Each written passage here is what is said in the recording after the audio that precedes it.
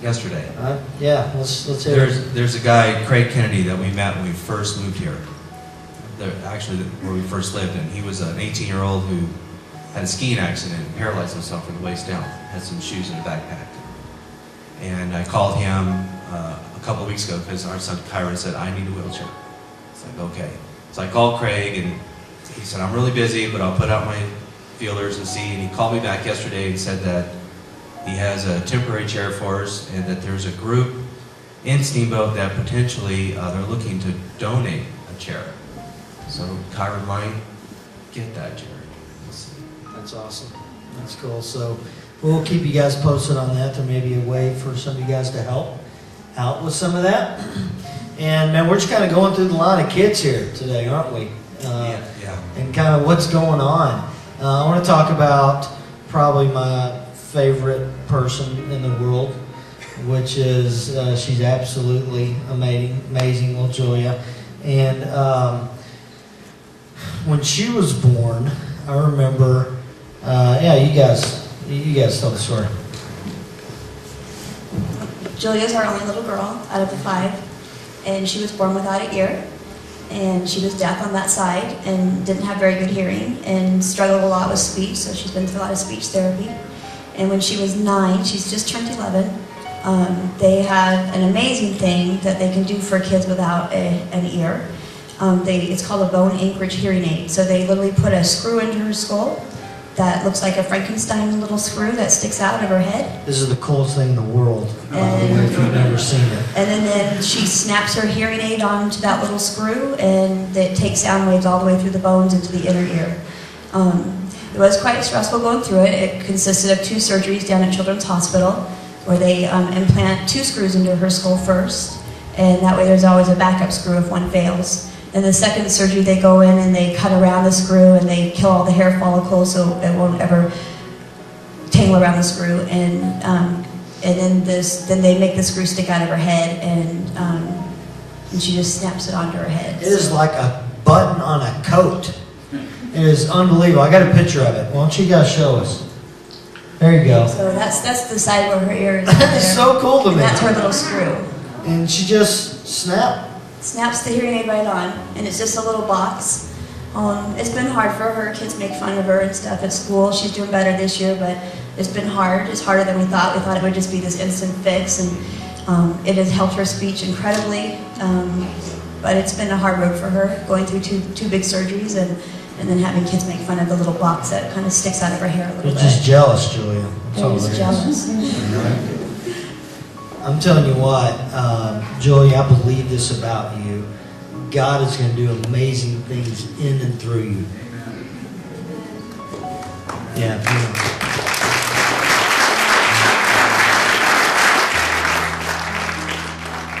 You're a special little girl. And so, man, you guys' life has just been rattled with all kinds of different things, all kinds of different pain. Nikolai, you've had your share of stuff that has kind of gone on. You've walked through some abuse stuff over the past couple of years that we're not really going to take the time to dive into, but it's really wrecked your family.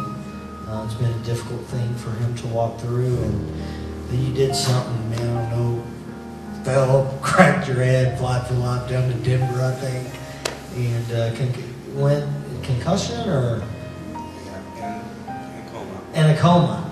Yeah, he was in a skateboarding accident, landed on his head, and went into a seizure and coma and flight for life to Denver, and was in intensive care for a week. But so that's what's wrong with him. You guys had a conversation a little slow. He cracked his head a little too hard. It took him a year to get full function back with his brain, and it was a rough year for us. But he's fine now and smart as can be. So where I want to spend a few minutes kind of unpacking is, where are you guys with God in all of this? I remember several years ago, minuscule thing, maybe you guys have heard the story, Tita, my youngest, got staph infection. The way that it came out of the body was through what's called scalding water syndrome. And his head was burnt from the inside out, 3rd-degree burns. from head to toe, and the doctor literally came to me and said, Chris, I don't think he's going to make it. You know? And I was on the floor for a week. I literally prayed for like 125 hours with my face on the ground, you know, in sackcloth and ashes kind of a deal. And God saved him. And God healed him. But I remember that whole time, I was just like, why? What's going on here? How are you guys processing the whole God piece in the midst of all this pain that you're walking through? We couldn't do it without God. There's just no way. Between the mercury poisoning, the way it's left my body, the fight with cancer, I'll be fighting cancer the rest of my life, they say. And because of the mercury poisoning, I have a very difficult time with the treatments. They make most people sick, but they make me really sick. I literally threw up this last spring for 3 months. I mean, they really make me sick. Both Julia and Nikolai, we have found melanoma on them now. I was cutting their hair and I found melanoma on their heads, and they had to have surgery to have those removed. So we have 2 kids that will be at risk the rest of their lives also. And the blessing, though, is this. Number 1, my brother found me a doctor. I wouldn't be here. So I am extremely blessed. 2, they caught my melanoma early. And I've had to go through a lot with it, but they caught it early. I'm here. And it taught me a huge lesson to wake up and stop hiding so much. With my kids, Nikolai survived 2 tragic things in his life. Chris pointed out the head injury, he survived that. We also have Andre, who has a disease that he was diagnosed with, fibrous dysplasia. He's had it for 8 years. He grows tumors inside of his bones, and he's had surgery, and he's had part of his bone removed, and he can skateboard and he can snowboard, but he'll never be able to do sports, and he deals with pain. But he's okay. I mean, it's not life-threatening. Julia can hear. Steve's Superman.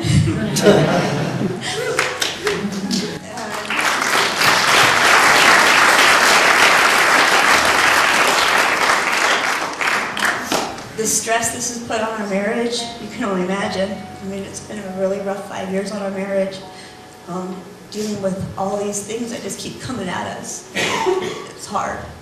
But every day we just remind ourselves that God is there. And we don't know what's going to happen to Kyron right now. He's moving into a wheelchair. That's very hard to swallow. But I know that God created my son, and he loves him way more than I do. So I'm going to trust him. So I think the biggest thing that we can tell you guys is that nobody in this room is going to be exempt of problems. We live in a fallen world. It's a difficult world. But we have each other. And we have to just trust that God's in control and find the blessings. Find them. We've been so blessed lately. Kyron, we didn't know how we were going to get him to Seattle. We don't have insurance for me right now. We don't have insurance for Nikolai right now. We can't afford it. We both have pre-existing conditions, so it's very expensive. And we literally were going to call my mother and take a loan out for my mom to get my son to Seattle. And the Christian school and E-Free Church raised us $1,300 that paid for our whole trip. And then since Christmas, we have had $500 came in a Christmas card from an anonymous person. A client walked in my salon with a check for $600. We got another $100 from an anonymous person. So Kyron has a savings now with 14 in it, so we're ready to take them to the next destination. If they say wherever we need to go, we can go. And that's a huge blessing because we don't have that kind of money. Steve's a builder, and with the economy, it's killed him, killed his business. And my work, I can only work so much, and so I'm only just kind of picking up the pieces where I can. And now we may have a wheelchair for Kyron. I mean, there's little blessings, and you guys got to find those blessings and focus on those blessings. Get you through, because I know you guys are right up there with me. Nobody else out there is exempt of problems. One of the things that I've noticed is, we always want more than what God seems to provide. It's just human nature, I guess. But along the way in life, God will, if you open your eyes, you do see those blessings. To him, I think they're all blessings. To us, we might gauge them small, medium, or large. But we were constantly seeing them. And it keeps carrying our faith to the next day.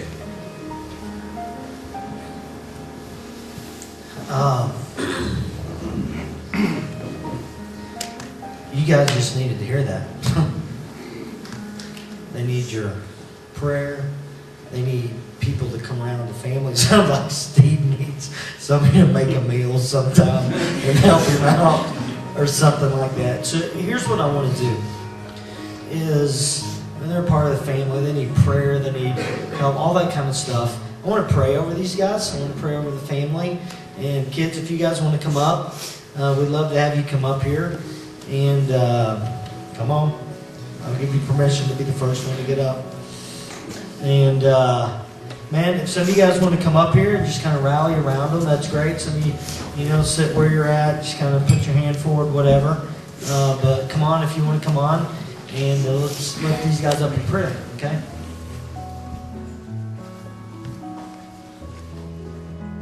I got one thing to say. 2 Corinthians 12, 9 through 10. It says, "But he said to me, my grace is sufficient for you, for my power is made perfect in weakness.